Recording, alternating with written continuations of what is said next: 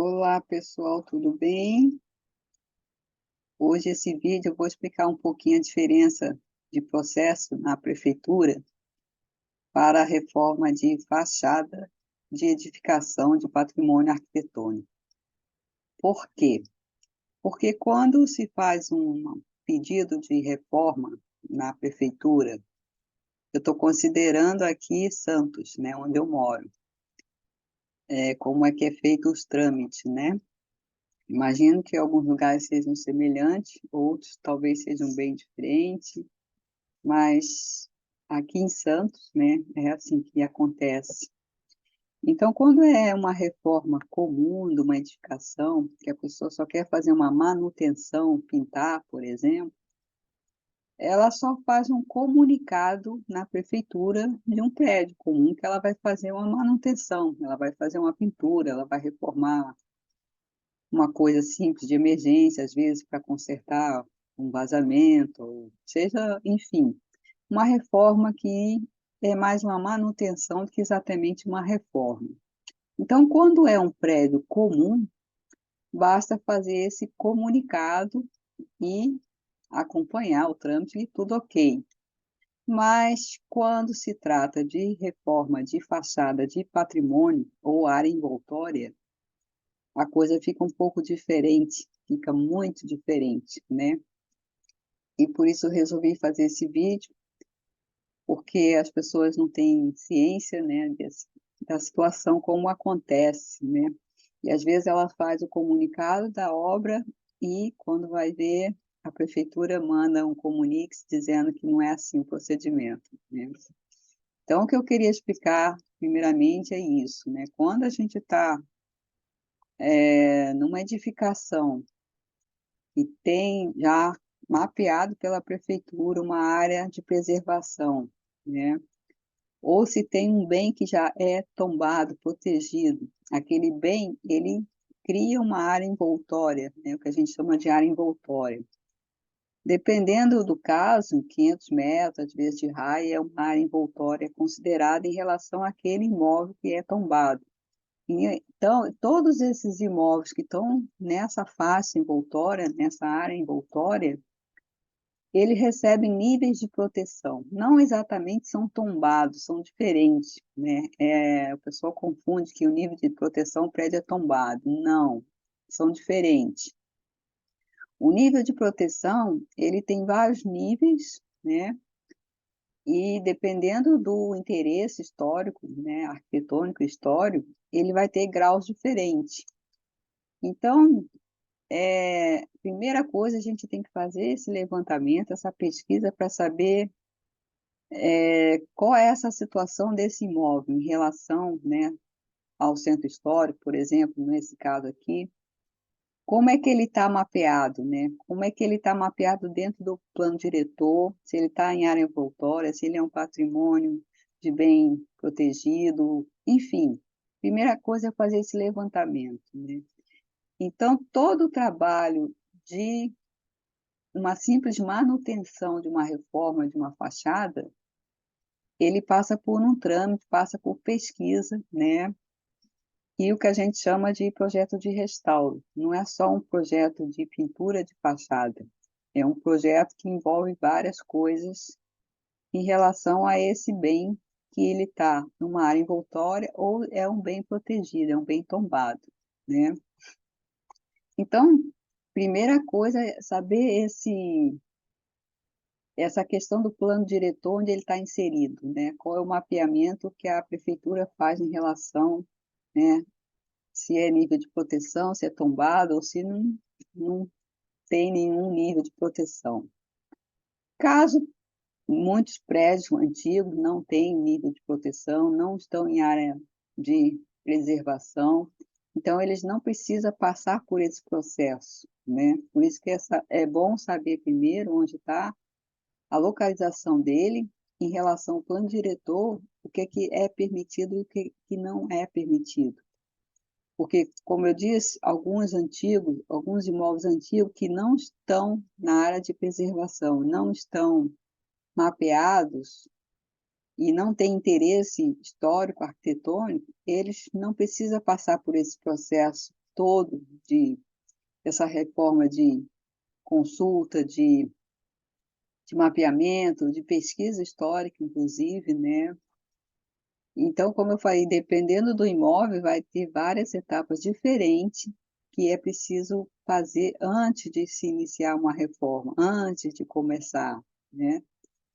E isso é feito através da prefeitura, sim, a gente faz e é direcionado para o Condepasa, ele quem aprova aqui em Santos, né, o que é permitido e o que não é permitido. Então, né, aqui eu vou trazer um exemplo de um trabalho que eu fiz já há um tempo atrás, né, era nessa região, centro histórico, né, perto da Bolsa ali, do café, uma área na área envoltória. Então ele tinha todo o interesse ali arquitetônico e histórico, né, e não podia ser feito assim, só chegar lá e botar tinta na parede. Não, não é assim. Então foi feito todo um trabalho de pesquisa, tentar descobrir arquivos existentes, arquivos que contassem um pouco a história, né, de alguma forma, daquela edificação.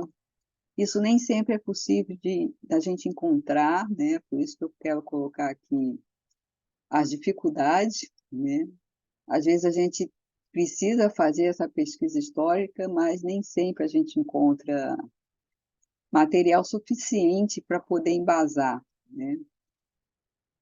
E aí a gente vai trazendo outros recursos, né, que vão nos trazendo informações, né, daquele processo, de como é que era a fachada, que cor que existia, que cor que podia ser, né.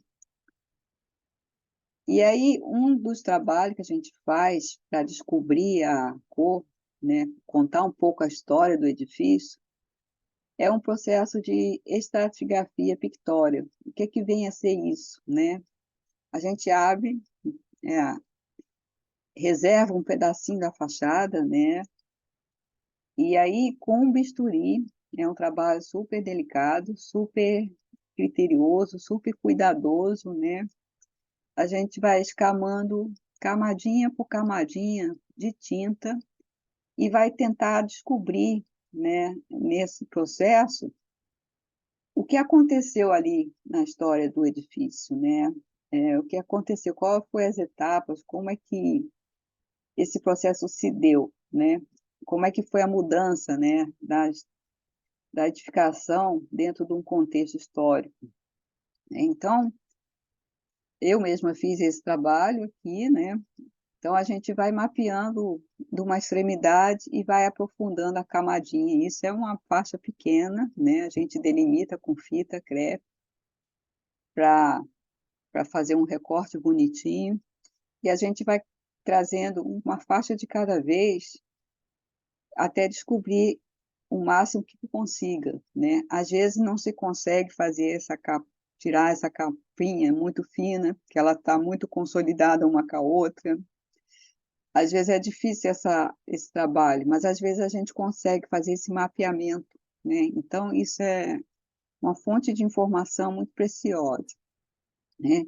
E aí a gente vai, né, com essa estratigrafia, identificar quais as cores, né, com uma escala Pantone, né, que pode ser até uma escala de tinta comum, né, de tinta do mercado, que tem o código da Pantone, e a gente identifica ali as possibilidades de cores, né, que foi.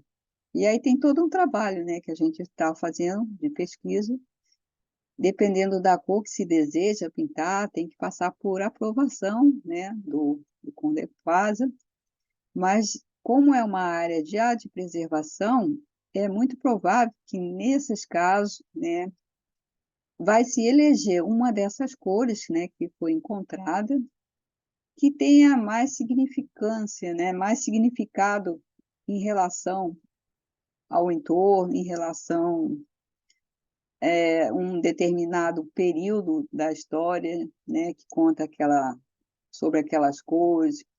Então vai ter todo um trabalho aí de embasamento, né, que vai dizer por que aquela cor foi eleita, né, o que levou em consideração a escolha daquela cor. É claro que às vezes é permitido pintar com outras cores que não estão não foram encontradas, mas isso fica como um registro, né, de como é feito isso, né. Geralmente as partes mais restritivas, né, onde tem área envoltória, são mais complicadas, é difícil fazer uma cor diferente, né, de pintar, mas acontece. Mas quando é feito esse mapeamento, é justamente para poder descobrir qual é a cor melhor e mais indicada para aquela edificação. Isso é feito também nas esquadrias de madeira, né, que a gente faz todo esse trabalho novamente, e vai mapeando as camadinhas, né, e aí também é elegida uma cor dentro do contexto que vai ficar harmônica com aquela cor da parede, da fachada, né. Então esse é um trabalho bastante, criterioso, né, não é um trabalho simples de ser feito. E aí depois que a gente faz isso, né, tem toda a parte histórica, toda a documentação por escrita, né, é preciso fazer as plantas. No caso aqui, foi feito toda a planta, porque não foi só fachada, foi feito também reforma interna, nesse caso. Mas o que eu quero mostrar aqui é que a gente precisa desenhar o antes e o depois, né, como a gente encontrou, a situação que encontrou, fazer todo o mapeamento da edificação, com todas as manifestações de patologia aqui, né, da todas as manifestações patológicas que foram encontradas, e propor as soluções, né, de cada um antes de fazer a pintura, antes de colocar a tinta, né, vamos dizer assim, né. E aí sim, a gente vai embasar com aquela cor que a gente definiu, diante de todo aquele processo de pesquisa de como é feito, como foi feito, né. E aí precisa desenhar, esses desenhos dão muito trabalho, né. Aqui, esse é um desenho até simples, não tem tanto ornamento. Quando uma fachada ela tem muito ornamentos, né, ela é bem trabalhosa de se fazer, né, porque, na verdade, a prefeitura quer ver como vai ficar, né, se ela aprovar, que só às vezes levar a cor não diz nada para ela quer ter uma visão de um contexto, né. E aqui foi feito o outro já totalmente no digital, já com as cores, né, que foi elencadas, né, com o mesmo processo. Nesse caso aqui, foi a fachada foi nova, porque foi uma reconstrução de fachada, mas foi feito todo um trabalho de pesquisa também, do mesmo jeito que foi feito o outro, né. E aí foi feito essa simulação de como ficaria a fachada, mas isso tem todo um trabalho, né, por trás disso, muito trabalho. A Gota de Leite, né, para quem não conhece, né, é uma edificação tombada, eu que fiz todo o processo de tombamento dela, quer dizer, o meu primeiro foi meu trabalho de pós-graduação, que foi da Gota de Leite, meu material serviu de apoio para o tombamento da edificação. E eu vou dizer, foi muito trabalho para desenhar todos esses ornamentos, né, cada detalhe. Então é isso que eu queria falar um pouquinho, né, que não é só mandar o processo de pedido de comunicação de serviço, né, tem que fazer todo um projeto, todo um mapeamento de como vai ser feito, como foi, tudo detalhadinho, né, e passar pela aprovação do CONDEPAS. E aí sim, eles vão dar um parecer, ok ou não, né. Às vezes tem que corrigir algumas coisas, se eles pedirem, ou acrescentar, às vezes sempre tem que acrescentar mais coisa, né, mais informações. Então, não é só pedir para fazer a manutenção é um projeto de restauro, é um pouco diferente, bem diferente de um pedido comum, né, um comunicado comum de obras que vai ser feito numa fachada qualquer, de uma edificação qualquer. Tá bom? Era isso que eu queria trazer para vocês. Muito obrigada. Aqui estão meus contatos. Valeu. e até mais.